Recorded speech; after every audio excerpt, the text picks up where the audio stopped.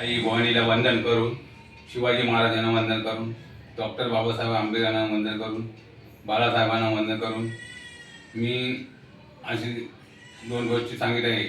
मी प्रमोद यशवंत गुरव, उपशाखाप्रमुख आहे शिवसेनेचा.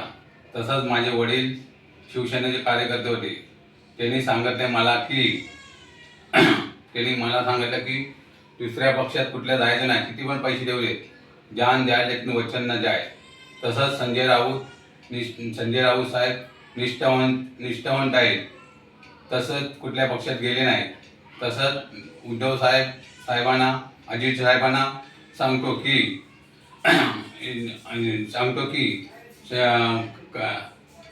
खासदार पळून जातात, आमदार पळून जातात, नगरसेवक पळून जातात, यांच्यावर कारवाई करायला पाहिजे. हे का पळून जातात, त्यांना कारवाई करायला पाहिजे. ते अगोदर पळून का नाही जायत, नंतर का जातात पळून? निवडून आल्याच्या नंतर मशालवर निवडून येतात आणि जनतेचा घात करतात. जनता निवडून देते आणि जनतेचा घात करतात, मशालवर निवडून येतात. मग अगोदरच त्यांना थांबायला पाहिजे होतं ना. हे गद्दार आहेत, हे अगोदर पळून का नाही जायत, नंतर का पळून जातात? हे निवडून आल्याच्या नंतर त्यांना मोठी पदवी भेटली, मोठे झाले, आमदार झाले, खासदार झाले, नगरसेवक झाले की का पळून जातात? अगोदरच पळून जायचं ना पक्षाचा. आणि तसंच मी दोन गोष्टी सांगितल्या आहेत की हे गद्दार आहेत,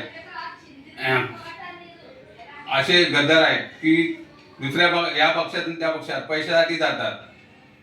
तेव्हा समजत नाही की त्यांना की आपण बाबा काय करतो, आपण कुठल्या पक्षात आहे आणि कुठल्या पक्षातून निशाण्यावरती निवडून येतो आणि आपण जनता आपल्याला काय बोलेल. त्याचा जनतेने त्याचा विचार करायला पाहिजे, त्यांना जनतेने धुतलं पाहिजे, त्यांना शिक्षा द्यायला पाहिजे.